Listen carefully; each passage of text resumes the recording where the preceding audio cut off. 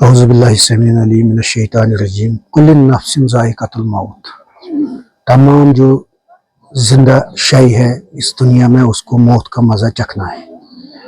عادل صاحب ایک ہونہار قابل وکیل رہے ہیں اور اللہ تعالیٰ کے فضل سے اس نے UPSC کوالیفائی کیا تھا اور یہ اس میں ٹاپر آیا تھا اور یہ پروسیکیوٹنگ آفیسر تھے اس وقت۔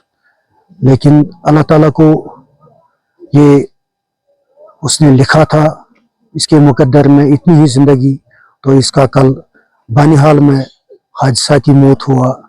بہت کشمکش میں رہا۔ کل شام دیر گئے 10 بجے یہ سورا انسٹیٹیوٹ میں انتقال ہو گئے۔ اس کا مرنا نہ کہ اس کے خاندان اس کے رشتہ داروں کو نقصان ہوا ہے، بلکہ یہ میں کہوں جموں کشمیر کو ہی نہیں، یہ سارے ہندوستان کا ایک بڑا نقصان ہوا ہے جو پر نہیں کر سکتے ہم۔ ایسے لوگ پیدا ہونا، ایسے لوگوں کا اٹھنا ابھرنا یہ بڑا مشکل ہوتا ہے۔ ایسے لوگ کم ہی ابھرتے ہیں۔ جس نے یہ سطح پائی ہے، جو اس مقام پر پہنچا ہے، عادل صاحب کا مقام بہت اور اونچا تھا، مگر اللہ تعالیٰ کا منشا یہ تھا کہ اس نے اس کو ہم سے چھین لیا۔ اور ہم اللہ تعالیٰ سے دست دعا ہے کہ سب لوگوں کو، رشتہ داروں کو، دوستوں کو، ہماری جو فیٹرنیٹی ہے جوڈیشری کی، ان کو اس کا صدمہ برداشت کرنے کا صبر دے اور توفیق دے۔ یہ 6 مہینے پہلے 2024 میں ہی کوالیفائی کیا تھا اور اس کی پوسٹنگ تھی چندی گڑھ میں۔ چندی گڑھ سے گھر واپس آ رہے تھے تو بدقسمتی سے بانہال میں ایک روڈ ریج ایکسیڈنٹ میں یہ اس کا شکار ہوا ہے، جس میں ہمیں لگتا ہے کہ CCTV فوٹیج بھی آئی ہے۔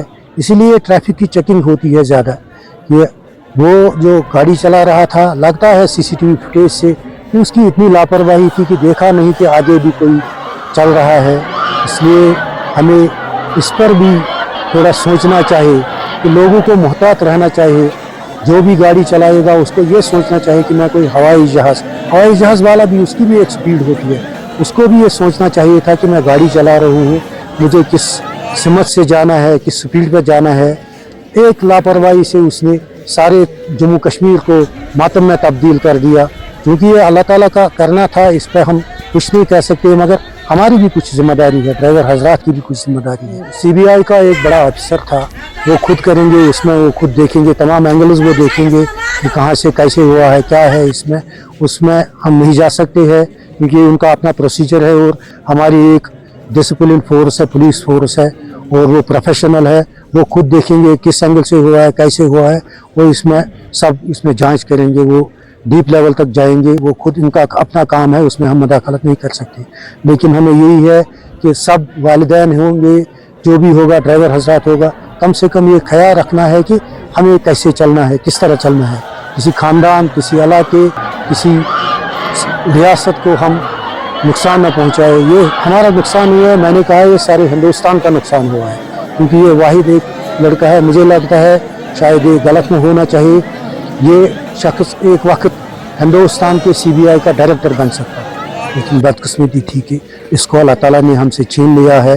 ہم اللہ تعالیٰ سے دعا ہے کہ وہ ہمیں بھی صبر کا تلقین دے، صبر کا توفیق دے اور ان کے لواحقین کو بھی صبر کا توفیق دے۔